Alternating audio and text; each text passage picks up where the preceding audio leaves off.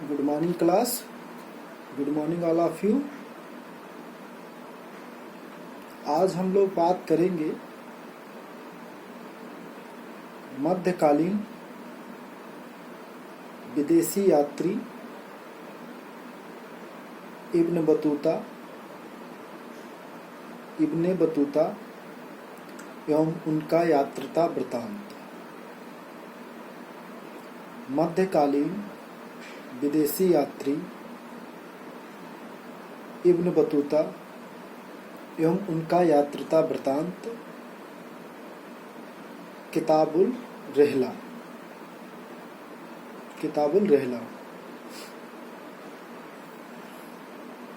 Okay, तो जो आपके इब्न बतूता है, ठीक है, इब्न बतूता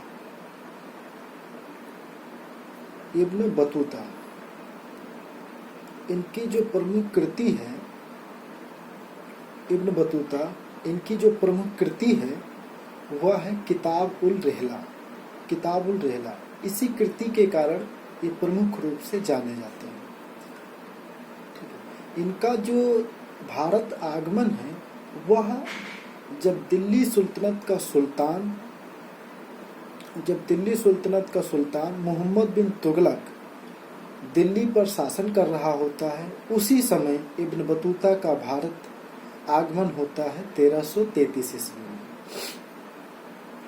ठीक है, इनकी कृति और इनके वर्णन, मतलब इन्होंने किन किन बातों का इतिहास में उल्लेख किया है इब्न बतूता ने। ठीक है, इनका जो यात्रा वृतांत है इब्न बतूता का, उसका इतिहास में क्या रोल है। ठीक है, उसके जरिए हम कैसे इतिहास को और दूसरे इतिहासकारों को एक साथ रखने के बाद कैसे और बेहतर तरीके से समझ सकते हैं। ठीक है, उसी बात को यहाँ पर आज हम समझने का प्रयास करेंगे। इससे पहले थोड़ा सा यदि हम इब्न बतूता के एक कह सकते हैं कि जीवन परिचय को यदि जाने तो और बेहतर होगा हमें इब्न बतूता के विचार को समझने के लिए। ठीक है, कि इब्न बतूता भारत के विषय में क्या विचार रखता है, वह कैसा यहाँ के संदर्भ में वर्णन करता है। ठीक है, जल्दी से आप लोग ज्वाइन हो जाइए। ठीक है, तो इब्न बतूता के जो पिता हैं, ठीक है, इब्न बतूता के जो पिता हैं उनका नाम है शेख अब्दुल्ला। इब्न बतूता के पिता का नाम है शेख अब्दुल्ला। इब्न बतूता का जो जन्म है वह उत्तरी अफ्रीका के, इब्न बतूता का जन्म उत्तरी अफ्रीका के मोरक्को शहर के तंजीर नामक स्थान पर हुआ था। तांजीर, ठीक है, मोरक्को में एक जगह है तांजीर, उसी जगह पर इब्न बतूता का जन्म हुआ था 24 फरवरी 1304 ईस्वी को। 24 फरवरी 1304 ईस्वी को मोरक्को में इब्न बतूता का जन्म हुआ था। ठीक है, तो इब्न बतूता क्या करते हैं कि अपने प्रारंभिक जीवन के विषय में वो अपनी कृति जो किताबुल रहला है उसमें नहीं लिखते हैं कि उनका बाल्यकाल कैसा था, उनका बचपना कैसा, मतलब उनका बाल्य जीवन कैसा था। इस संदर्भ में वो कुछ नहीं लिखते हैं इब्न बतूता।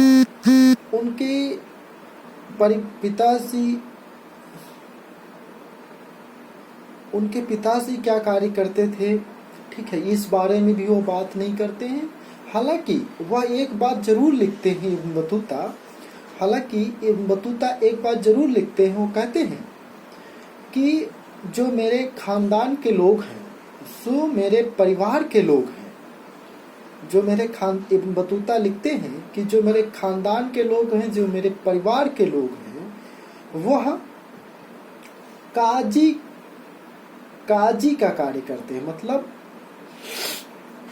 धार्मिक न्यायाधीश। ठीक है, वो न्याय का काम करते हैं और काजी हुआ करते थे। मेरे घराने के लोग, मेरे परिवार के लोग काजी हुआ करते थे। इससे ज्यादा वो और बहुत कुछ अपने परिवार के विषय में नहीं लिखते हैं। ठीक है, तो इनका क्या होता है कि इब्न बतूता बहुत कम उम्र में ही, ठीक है, एक प्रकार से 21 वर्ष की आयु में ही इब्न बतूता अपना मूल निवास स्थान छोड़ करके मक्का की यात्रा पर निकल पड़ते हैं 1325 ईस्वी में। इब्न बतूता अपना मूल निवास स्थान छोड़ करके मक्का की यात्रा पर निकल पड़ते हैं। और होता क्या है कि ये बहुत दिनों तक यात्राएं करते रहते हैं कई देशों की, ठीक है, मक्का, फिर उसके बाद आपका ये बगदाद, मिस्र का, ठीक है, काहिरा, ये सब जगहों पे वो जाते हैं और वहाँ का अनुभव लेते हैं, वहाँ पे घूमते हैं, टहलते हैं। इस प्रकार से ये काफ़ी समय बिता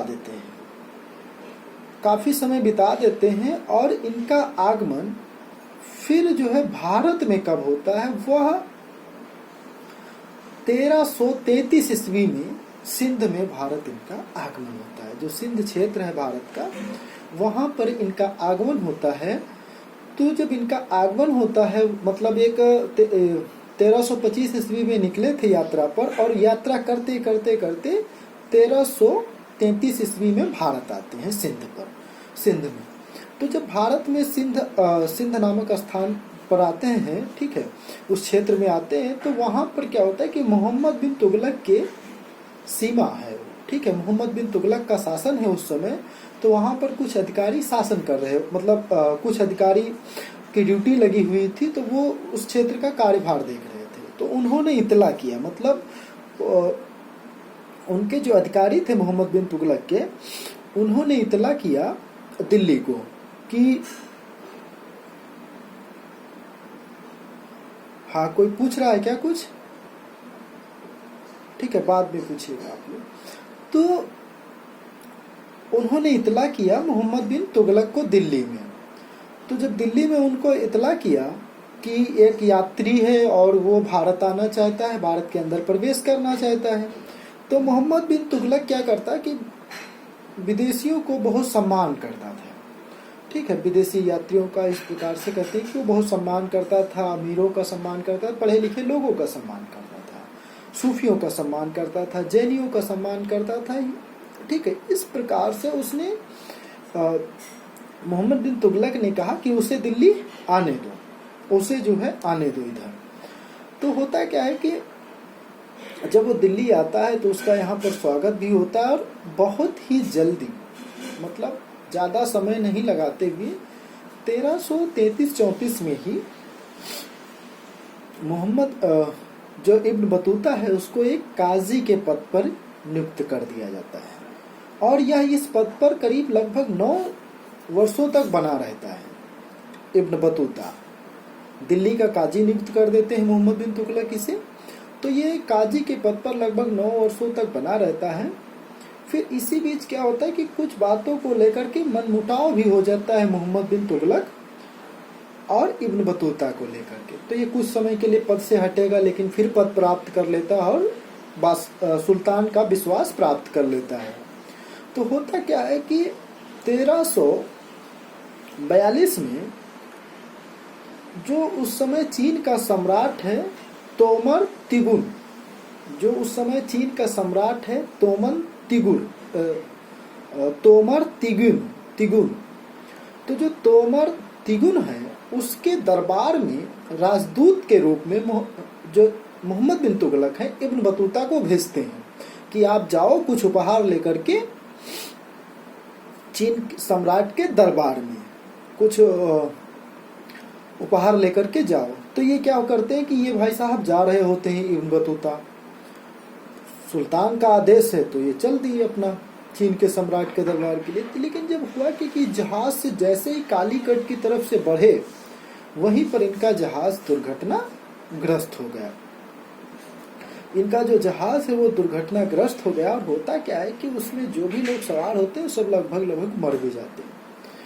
तो इसी समय क्या होता है कि अब किसी प्रकार से इनके प्राण बच जाते हैं, इब्न बतूता के प्राण बच जाते हैं, बाकी जहाज दुर्घटनाग्रस्त हो जाता है और लोग मर जाते हैं।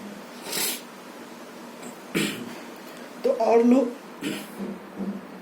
और लोग मर जाते हैं। तो होता क्या है कि अब इब्न बतूता को डर लगता है कि ये यदि मैं बादशाह के पास सुल्तान के पास यदि जाता हूँ, ठीक है, यदि मैं सुल्तान के पास जाता हूँ तो हो सकता है सुल्तान मुझे कैसा, मेरे साथ कैसा व्यवहार करे, दंडित करे, क्या करे, ठीक है। तो वो क्या करता है कि अब उसको लगता है, तो वो क्या करता है कि वहां से वो दिल्ली वापस नहीं आता है कालीकट से, वो उधर ही से दूसरी यात्रा पे निकल जाता है, मलाया देश की यात्रा पे निकल जाता है। तो मलाया देश की यात्रा पे निकल जाता है वह, और जब उस देश की यात्रा पे जाता तो वहां पर भी इसे 18 महीने तक काजी का पद अपॉइंटमेंट हो जाता है, मतलब वहां पर भी ये काजी के पद पर रहता है कुछ दिन, ठीक है। मालदीव की यात्रा पर ये जाता है और वहां पर 18 महीने काजी के पद पर रहता है।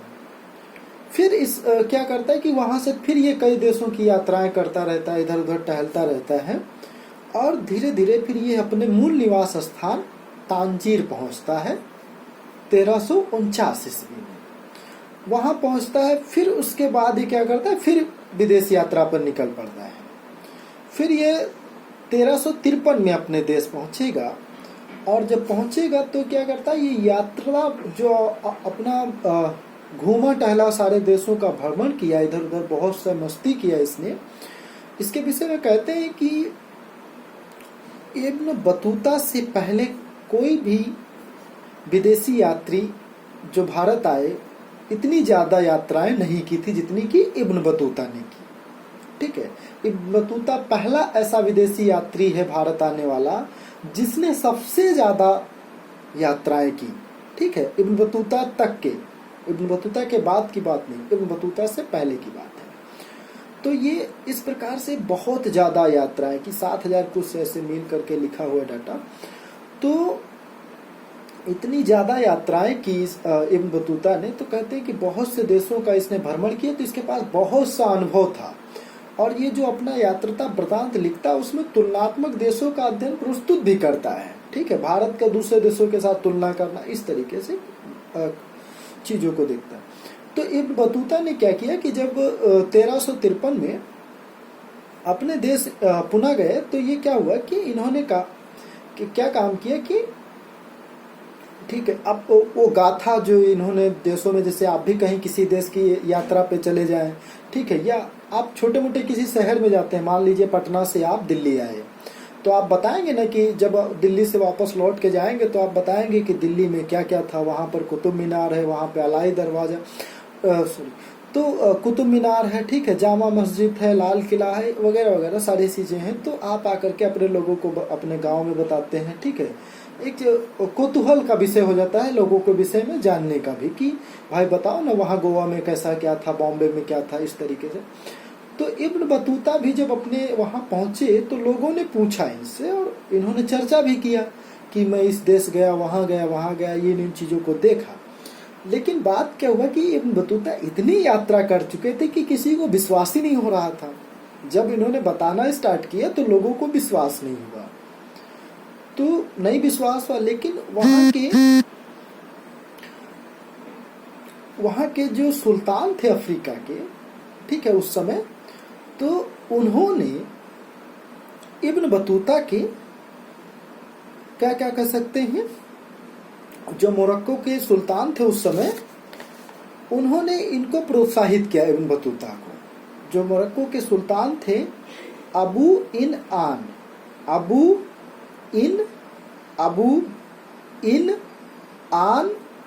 मरीनी,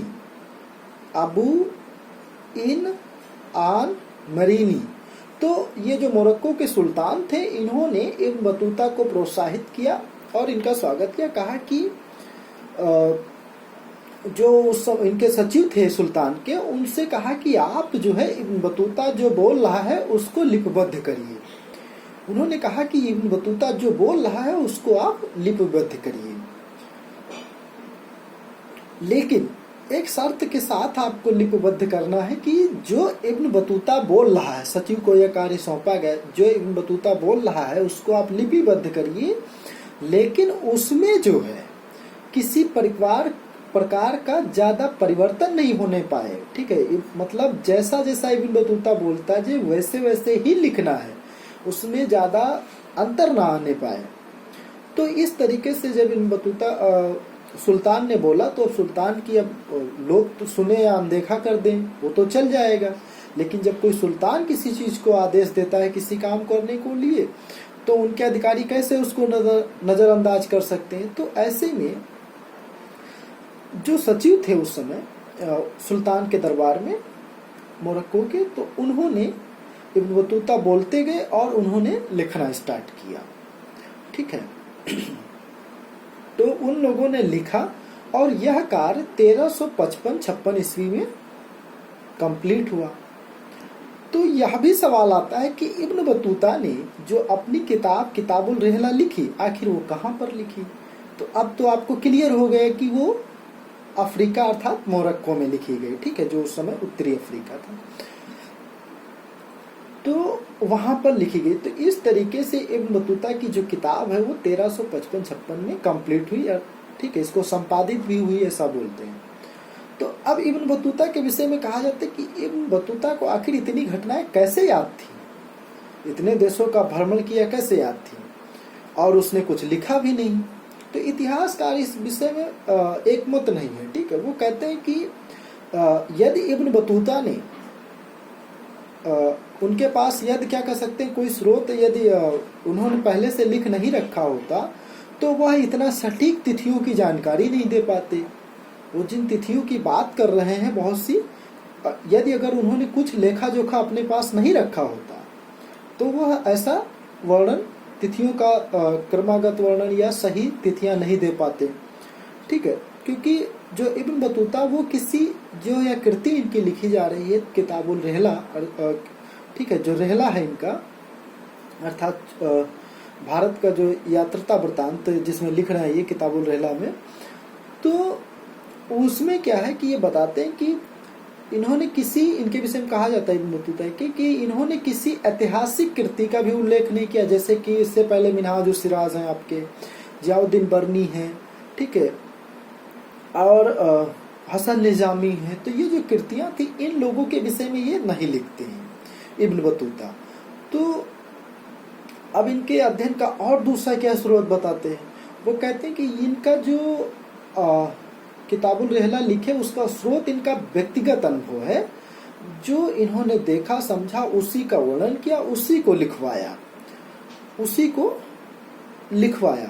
तो अब होता क्या कि मोहम्मद बिन तुगलक के समय की तो घटनाएं ठीक बात है, चलिए उस समय ये थे, लेकिन उससे पहले की घटनाएं कैसे लिखे, क्योंकि ये जब मुसलमानों का आक्रमण भारत में होता है तब से लेकर के मोहम्मद बिन तुगलक तक का वर्णन किताबुल रहला में करते हैं। हालांकि और देशों की यात्राएं भी इन्होंने की, उनका भी वर्णन इसी में है। तो अब आगे की जो इतिहास है उसको किस आधार पर लिखते, तो उसके विषय में ये जैसे उस समय के जो और सूफी थे, काजी थे, तो उनसे इब्न बतूता ने पूछा, और जो उस समय के पढ़े लिखे लोग थे उनसे जिस प्रकार से बर्नी अपने चाचा से पूछ करके, ठीक है, अपने नाना से पूछ करके बलवन का इतिहास लिखता है, बलवन का, ठीक है, उसी प्रकार से इब्न बतूता ने भी क्या किया कि उस समय के जो लोग थे उनसे पूछ करके आगे का इतिहास लिखा था, वर्णन किया है अपने किताबुल रहला में। तो इस प्रकार से जो किताबुल रहला है 1355 में कंप्लीट होती है, 56 में, और ऐसे ऐसे उन्होंने स्रोतों के इस्तेमाल करके इस किताब को लिखा, किताबुल रहला को। इसका नाम क्या है कि जो अरबी नाम है वह थोड़ा सा अलग है, ठीक है। इसका अरबी नाम है तुहफुत, तो जवार फी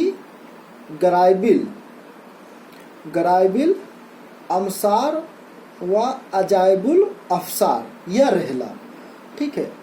तो हाँ, तुहु फुत ज्वार फी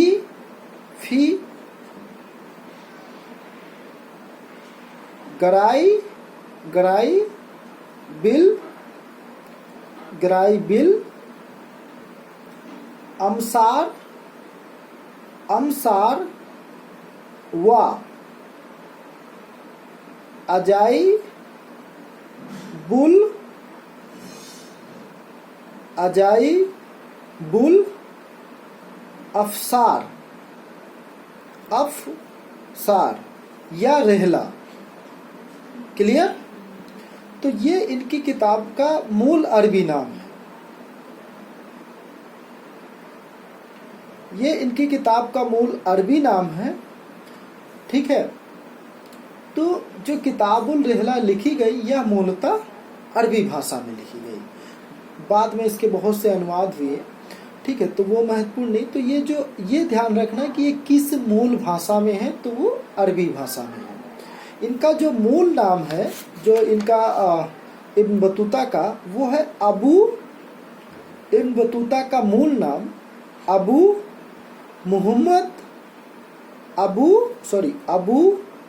अब्दुल्ला मुहम्मद, अबू अब्दुल्ला मुहम्मद अर्थात इब्ने बतूता या इब्न ये बतूता।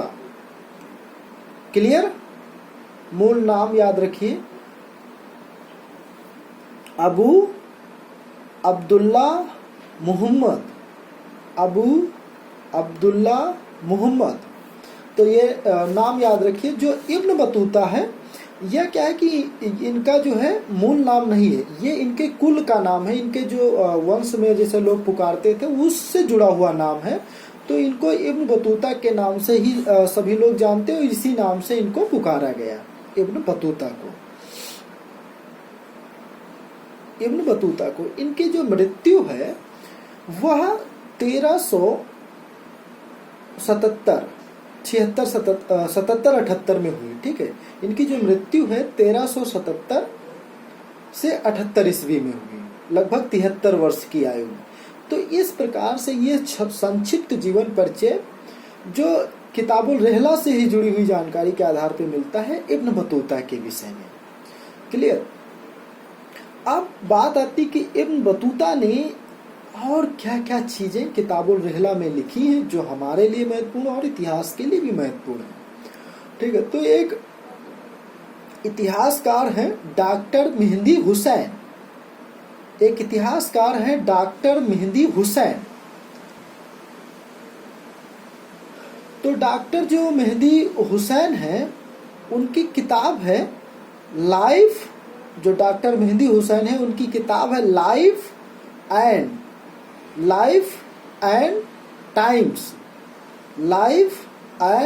Times of Mohammad